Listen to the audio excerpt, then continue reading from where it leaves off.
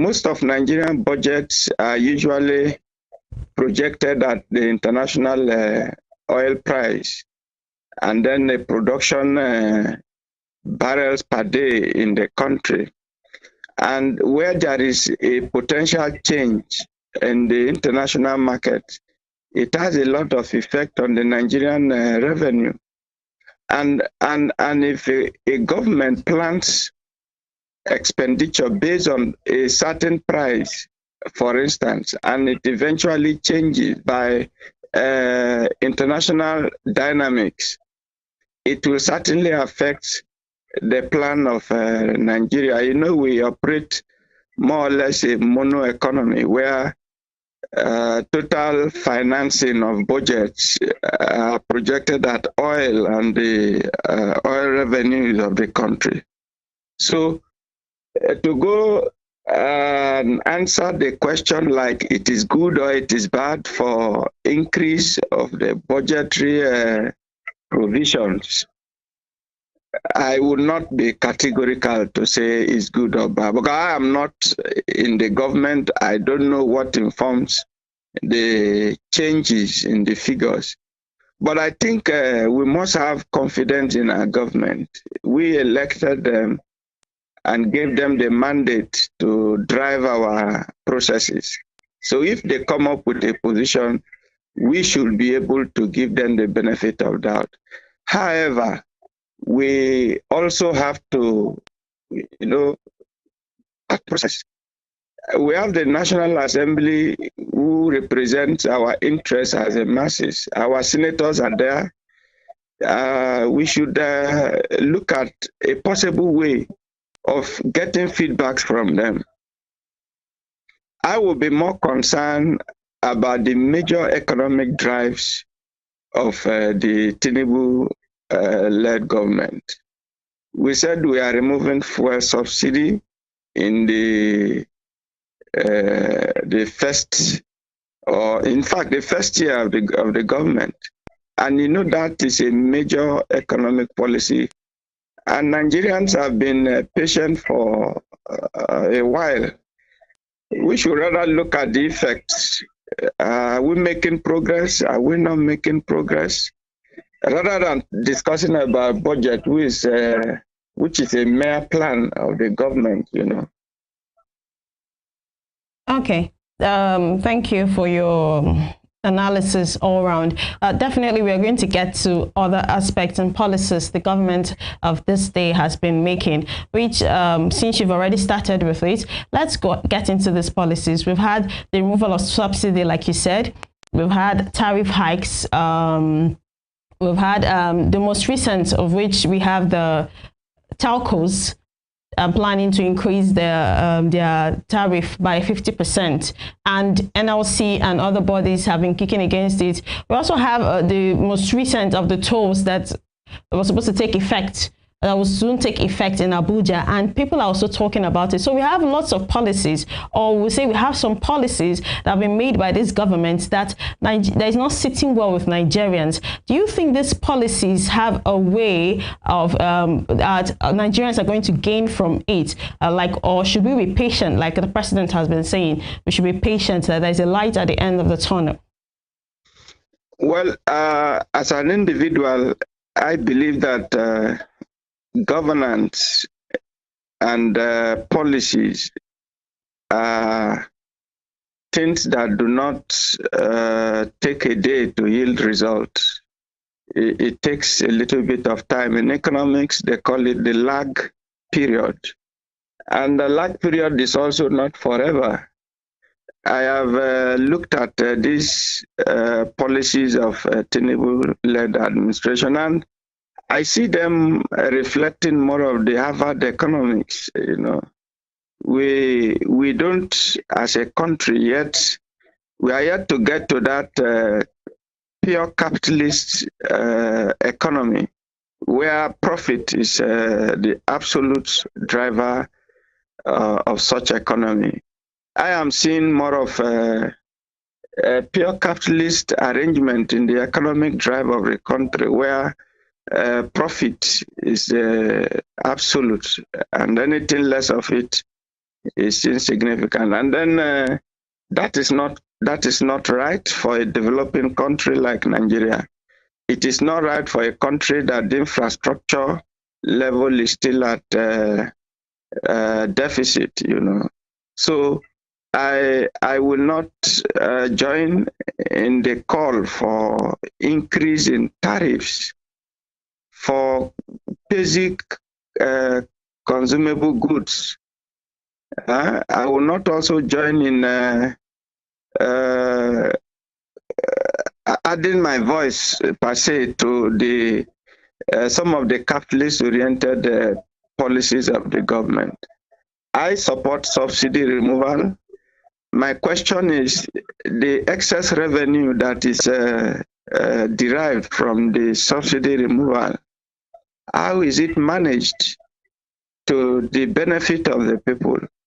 If you say you pay subsidy of 100 naira and now you have removed subsidy, that 100 naira savings should be a plus to the development of critical infrastructure like roads. Look at the east-west road. All right. Can you hear us?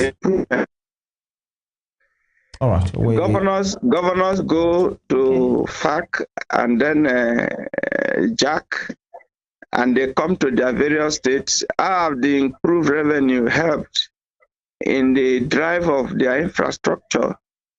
So these are the questions that bothers me most. However, I know that, like I said earlier, governance is not a day's job. They still have a little bit of time. Let's see how their policies will help to improve the living standard of people. But I am afraid because of the level of inflation. I am also afraid because there is yet to be a significant impact on the real sector of the economy. I thought that we'll be having an economy that is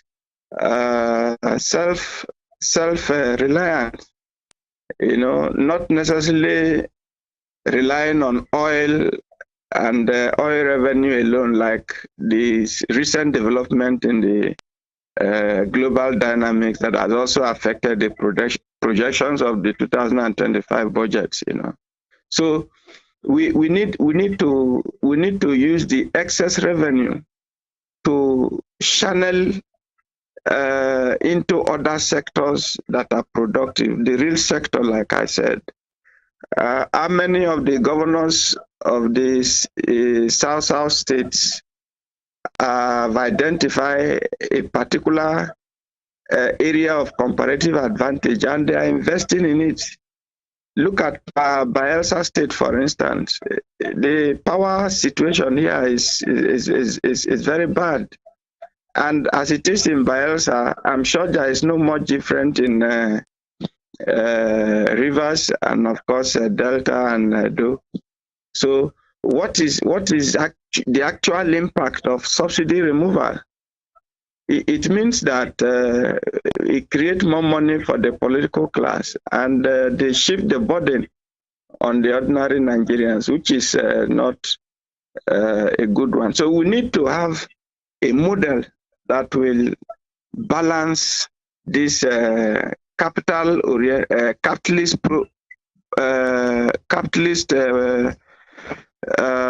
policies and the reflection of the true Nigerian state, and that's my position. All right.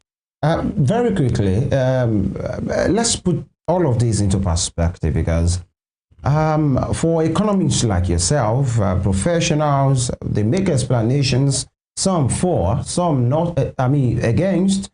Some of them understand the nitty-gritty of this thing. Some of them will say, let's give it time, just like the government and their handlers are saying. And very instructive, you have talked about states taking charge of their own responsibility themselves, talking about comparative advantage and all of those things. But let's look at some key indices of this administration.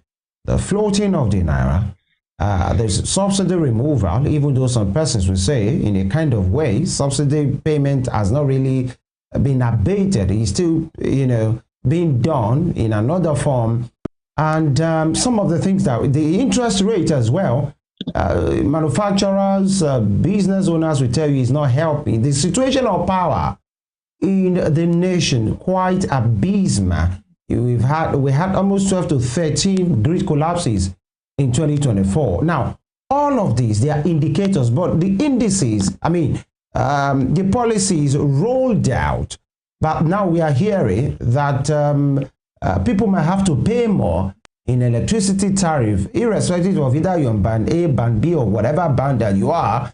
And all of these things, Nigerians will say, we are tired. What more can we do? It seems all the intervention subsidies are being taken away. But the government of the day have said it's a needed step that they need to take. It comes with pain. It will be temporary. Almost 20 months into this administration, many Nigerians will say we are not seeing the pain at all. For economic professional like yourself, do you think all of these policies are working? Are they worth it? For you, you are first a Nigerian and then you're an economist. Do you think really there's any light at the end of any tunnel? Okay. My problem with Nigerian system is the existence of two markets. Okay. We have the regulated markets, and then we have the unregulated market or the autonomous market, the black market in what ordinary man will say black market. When you bring a policy, the aim is that the policy will sit on a regulated market. The projections are based on a normal regulated market. But you find out that you have another market that is unregulated.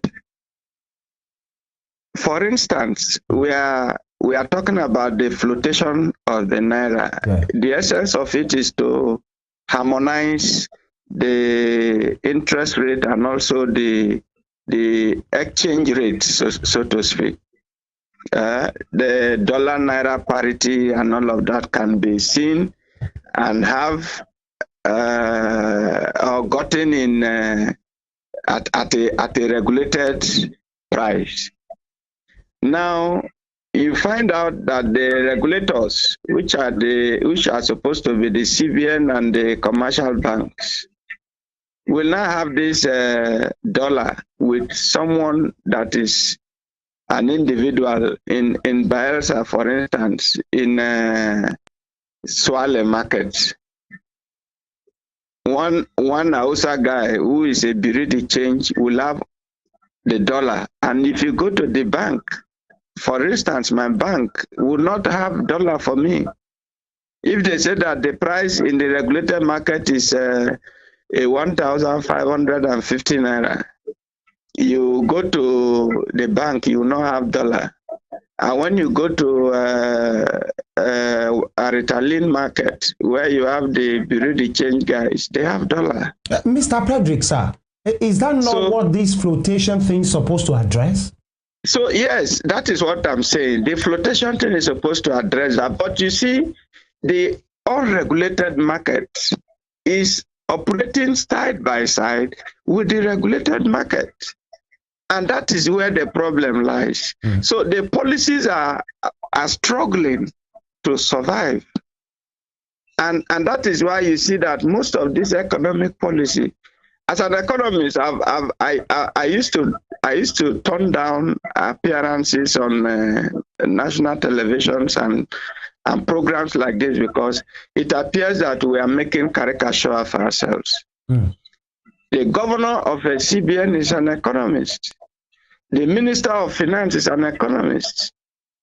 Most of the handlers of the economic policies are trained economists. They are members of the Nigerian Economic Society. So what is wrong? So it is the corruption in the country. the lack of sincerity of purpose by those who handle our leadership crisis, leadership failure. That's the disequilibrium there. We come up with the policies in the regulated market, and we go into the black market to do something else. And when these two equations are meeting, you see crisis. That's the problem. And so Nigerians must take back their country. It's sad. We must take back our country. You sound, yes, sir. You sound like somebody who has lost the hope, or I asked initially that are you seeing any light at the end of the tunnel? It seems you are not seeing any, Mr. Patrick. I have not lost hope in the country. The country is passing through moments. And in economics, there is no development that is straight. Development is a product of ups and downs, and you take the average position. In the midst of that ups and downs, you see there are little steps of progress, and progress is progress. We are making progress, however slow it is. So I have not lost hope. Yeah, Mr. Patrick, what I'm making you to understand, and the listeners, is that economic policies are not working in the country because of the existence of black markets in almost all the markets. If you question, go to the Nigeria, yes, sir, let me quickly add it, is you said, albeit slow it is, we are making progress. But the question, yes, sir, as a professional and firstly as a Nigerian, are we heading in the right direction? That's the question.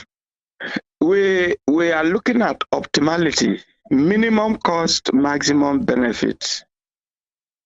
You cannot expect one to take 1 million naira to buy a razor blade, for instance, to serve domestic purpose. Yes, the purpose is served, but what about the cost involved? As an economist, we are concerned about the cost. The cost of the progress we are making. Is it supposed to be so? Absolutely not. We are making progress, but how expensive is this progress? And that is the issue I am talking about. The existence of all autonomous markets, unregulated activities. Look at the oil sector. You have to go to our pipes and connect and pipe out the barges, and a lot of crude oil. Do you know how much return that is causing on the economy? So if CBN today, or let's say if governments today said they want to contract the economy, you have people who that policy will not affect. That is the pain. So if we are contracting the economy in order to regulate inflation, there are people who have the ability to expand the economy. So where is the effect of the CBN and the monetary authorities? It's so you see, this is the problem. And until we sit down to organize this problem, we will continue to have policies that will fail. Mr. Patrick, you've been talking, you said the problems and all the rest, yes, and you said Nigerians, we need to take back our country. How can we do that? We have been talking, it seems like the government is not listening. How can Nigerians actually take back the country? Through the ballot. Look out for people that have honest reports, people that have the fear of God, people that have wisdom, New Testament leaders to take up leadership. Nigerians must forgo. I was involved in the last election, and I feel that the masses are responsible for what we have today because of the interest to get money from their ballot papers. You are handed down a ballot paper and you are requesting 50,000 naira to vote. And you have forgotten that when you vote, the rest of the 4 years, you will not have 50,000. That is the problem. When you talk about changing the narratives, it is leadership. Wouldn't we say that? Okay. Please, from the state assemblies to the local governments to the councillors to the states and the federal lawmakers to the president. And the problem of Nigeria is a big one. It did not start today. And if you want to provide solution today, it will not work. So we just have to be managing ourselves until perhaps the natural equilibrium determining factor will come into play. Okay. Shouldn't we say that some of these policies are actually designed somehow to impoverish Nigerians to be able to manipulate the people during this balloting?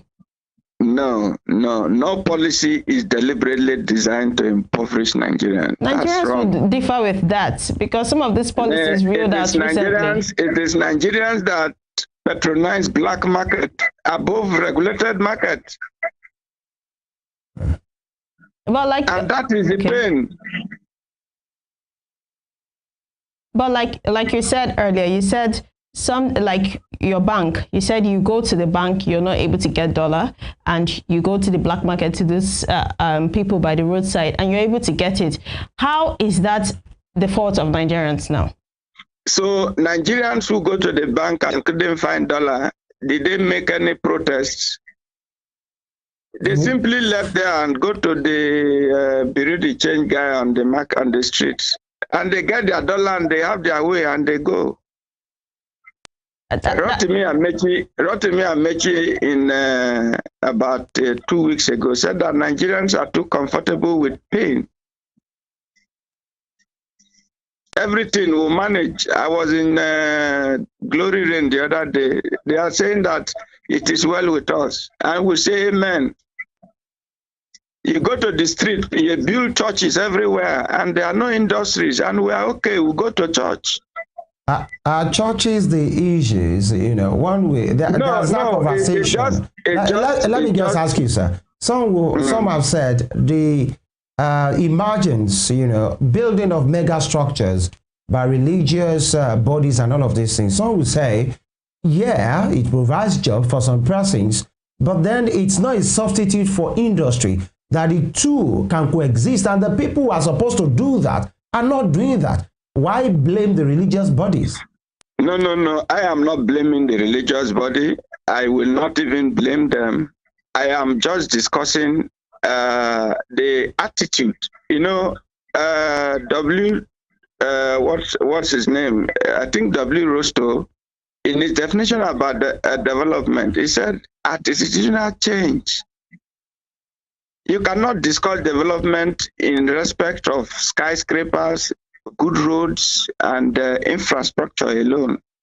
The mind of the man is core, and the mind of the man has to do with attitude. I as a person, I have 2 farms. I produce catfish. I produce snails, and also I have broilers. I have layers. And I used to ask people, what do you buy with your salary?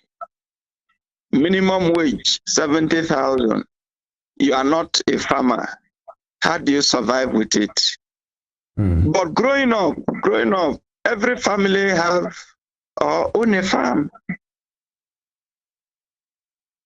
Imagine that you are earning 70,000 and you don't have pepper, you don't have gari, you don't have rice. How do you survive? So we as individuals, we have a big role to play in shaping the economy. Investment in the real sector. I took a decision not to buy bend down select or okrika wake up clothes. These clothes that they bring from US and UK, and they sell them cheaply here. I don't patronize them, because if you go to the markets and take a survey, you see how much naira goes out of the country in patronage of okrika wake up. You know, Mr. Pedrick, you know, some argue and say you're an elite already, so you can afford not to patronize them. Some don't make as much as you do, so they might not have any choice than to just make do with whatever is available. So no? I use Nigerian-made clothes. Okay. I use the Ankara that we produce here. I don't buy pepper in the market. I don't buy ogu leaf in the markets. I go to my farm and I harvest them and use them. I have excess for my neighbors. Mm. So you are saying, irrespective of the policies that appear not to be bringing gains at the moment, Nigerians still have a part to play in their own prosperity? A lot. But do we really have that platform to be able to air out our views, speak out, and be able to do some of these things? Because some persons might say those living in the cities where they don't actually have the space to have a little farmland like yourself, yes, might say that they don't have it. We have had the talking stage. I have been talking on television since 2016 till date, and I am tired. We have moved past the talking stage in this country. Let us go into action, is to organize ourselves and take back our country. We can do it.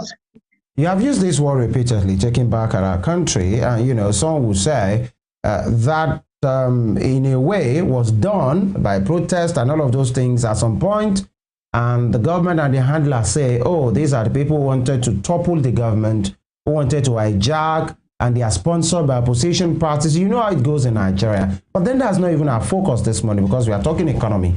These policies that we are talking about now, some will say it is failing. For you, is it yes or no? That it is what? That these policies are failing, and it can only fail because it was not well thought through. Well, as an economist, I'm trained not to be too absolute in my submissions. We only give views, and you take the decisions for yourself. So what's your view? Like I have told you, the policies of government, I am aware that government has taken a major policy in fuel subsidy removal. Is it working? The expectation is that it will enable our local refineries to work. Are the local refineries working now? Dangote is working. We were told the one in Warri, local refineries working now. Port Harcourt and Warri refineries. It's okay. That means it's a plus to the domestic, the gross domestic product, GDP of the country. But people will talk about the affordability. We also have Dangote refinery, which is a major industry that is coming up as a result of subsidy removal. Mr. Pedrick, how about the affordability of this product for Nigerians from 250 to 980 or 1,000? The essence of policies is not to bring magic over time. You remember when subsidy was removed, the fuel price as at then and today, there is a big difference, right? The difference is that there are domestic inputs now, and we project that as we go on, other refineries will come, and once the market is congested, it will bring down the price.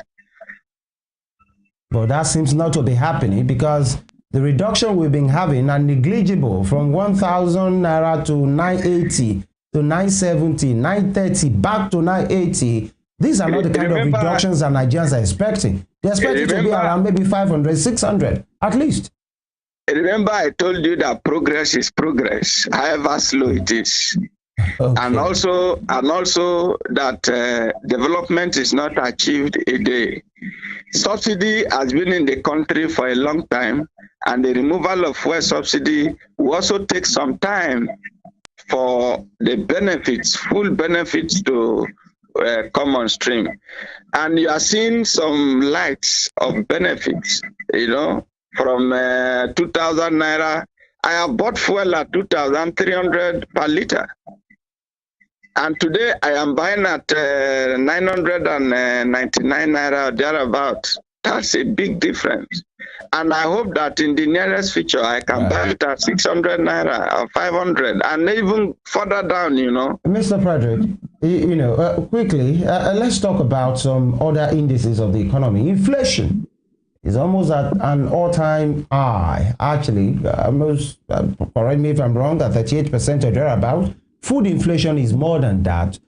In the middle of this tunnel and the light and the policies, these things, the proponents of the government and all of these, the handlers of the government, the president himself, and all of these guys are saying, it is working, it is working. But Nigerians were saying, any progress that is being explained is not progress. We should feel it. We should see it. What is the value of money that I have in my pocket when inflation has taken everything out of my pocket? What will you have Nigerians do? The progress, you said any progress is progress. Any progress that has to be explained, can that be said to be progress? Okay, inflation in Nigeria is self-inflicted. Like how do you mean? How, sir? We produce less and we consume more. And this is as a result of the oil boom, the revenue from the oil. If you look at the statistics, before oil, Nigeria was even competing with the developed world in terms of naira-dollar arrangements. When you don't produce and you consume, what do you make out of it? How many Nigerians wake up today and take up the challenge of producing something? Some will say the atmosphere is very hostile to manufacturers, cost of production, power, land, security. But it seems you are blaming the people, really, for all of this. You see, I am part of the people. I am more of the people than even anyone else. Okay. And these positions I'm making are uncommon, I want the people to be responsible, to take up their responsibility as citizens and not leaving it for the government alone. I for instance, I started farming in 2010 and I got funding from NEFON, National Economic Reconstruction Fund. We have a Bank of Industry. How many young people today wake up and approach these institutions for assistance? We also have NISAL in the Buhari administration. How many people got funding from NISAL and actually use it for the purpose? The essence of all of these interventions is to help reduce inflation. But Nigerians will collect the loans and will not pay back. They will use it to marry, go and get married. They will use it to, buy new clothes and look good. Most Nigerians will do that. And at the end of the day, you will not be able to retrieve the fund. So how do you control inflation? Will the government use his hands to come and hold this? That's why I told you earlier that we patronize the black market more. So when you bring policies that are supposed to curb inflation, the black market that is running, look at the other day we had a birthday celebration of a renowned Ijaw leader, and a lot of dollars were in there. It's a good one. But those could also be converted to real sector investment and add to inflation, correcting the inflationary pressure, Okay. So you talked, like my colleague said, it seems like you're actually blaming... The formal market and the informal market are working pari passu, and Nigerians patronize more of the informal market. Okay, Mr. Patrick, some of these. As a way forward, Yeah. I want to suggest that state governments should build cottage industries like the Niger Delta, where we have enough crude oil. Instead of holding those who do bunkering and arrest them and vandalize their arrangements, why not regularize them and give them cottage licenses to enable them solve economic problems that the country has not been able to solve?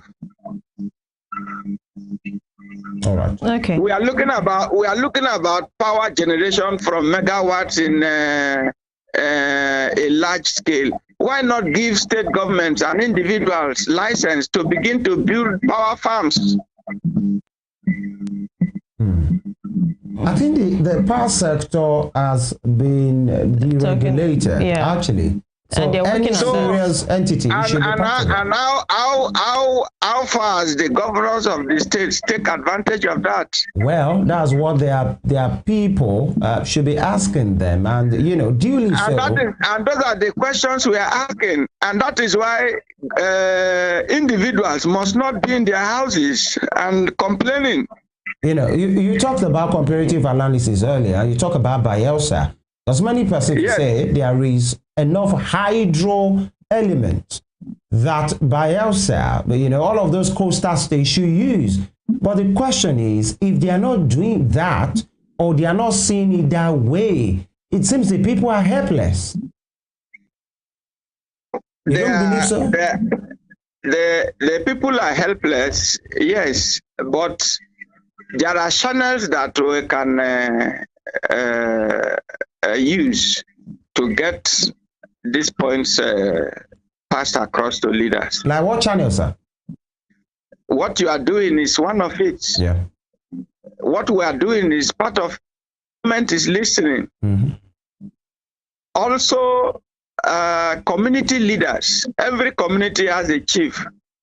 They have CDCs.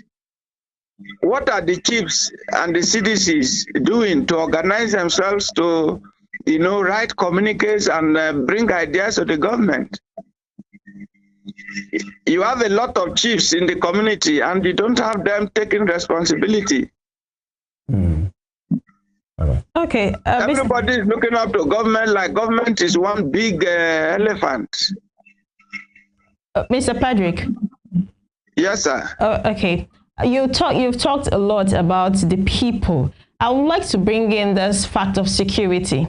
Now, we know that in the northern region, we have people, most of them there do farming, and like most of these tubers and tomatoes and everything, most of them come from there.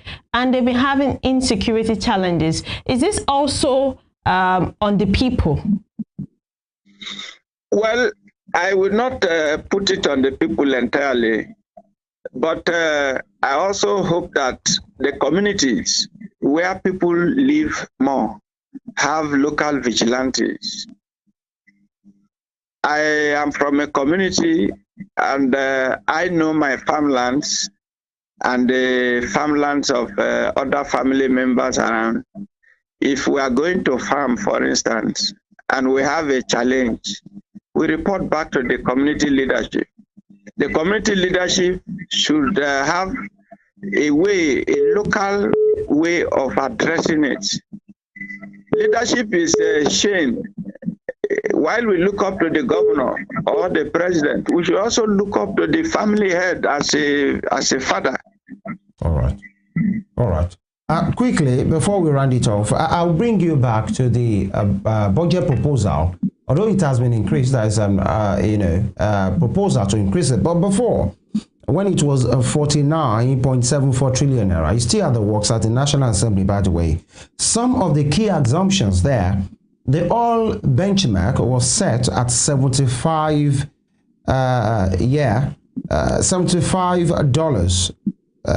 oil price per barrel, and the oil production was targeted at 2.06 barrels per day, 2.06 million barrels per day.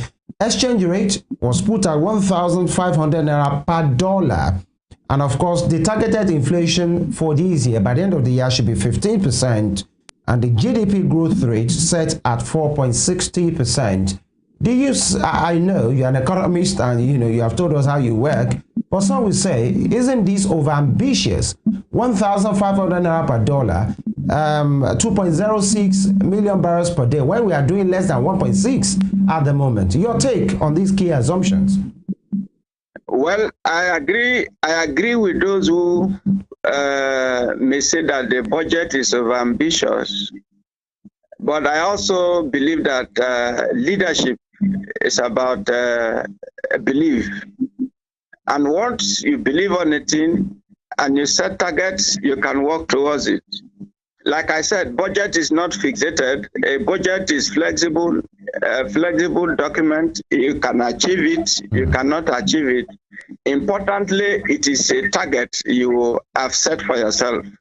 So the president may have set the target for himself, and that it is ambitious target, yes, but is he working towards that? And I think that is why you have the surveillance security arrangements in the Niger Delta to help curb oil theft that used to threaten the production level of the country. That's also why I see the trust in the fluctuation policy of the money market, Right. So I will not join others to say that budget is overambitious. I will not also blame those who feel it is overambitious. But right. I am going to state that it is a plan that the government has, and it's good to have great plans, and you work towards it. Right. You can aim high and work towards it. But if it fails, it means that you will not fall below the standard, All right. Nigerians would like to know their standard, but we must allow you to go with this.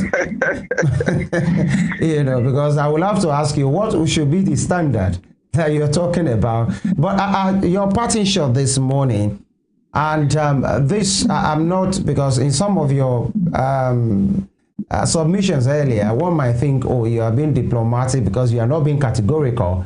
But you have said it's based on your profession, and I agree with that, absolutely. Do you trust the administration of the day enough to turn the corner and achieve that prosperity that they promised Nigerians with what you are seeing? Well, like again, as a trained economist, we don't work with beliefs. Okay. We work with facts. And with the facts on ground. With the data available to me, and with my economic lens, I may not see prosperity at the end of the day. It is the time is too brief for us to arrive at prosperity.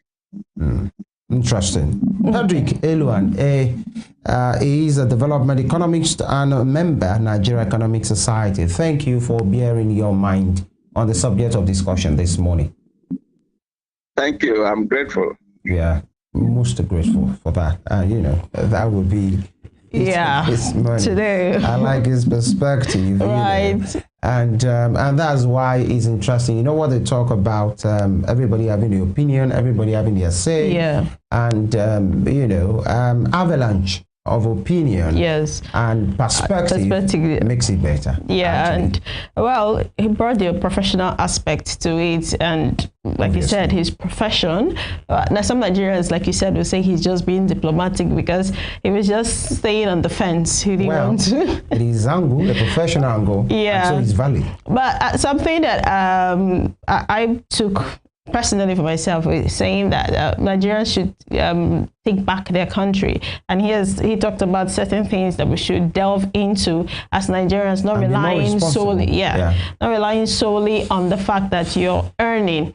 You should be able to diversify and get other things around you. So, but we have to go now. We've been talking seriously today, and I'm very sure you learned a lot from today's episode from the medical aspect, to the economic aspect of today's program. I remain Uzom Sokechukwu. We'll see you tomorrow for the Friday edition of Morning Spring. All right, Femi Ojo is my name. Please stay alive. God bless Nigeria. Bye.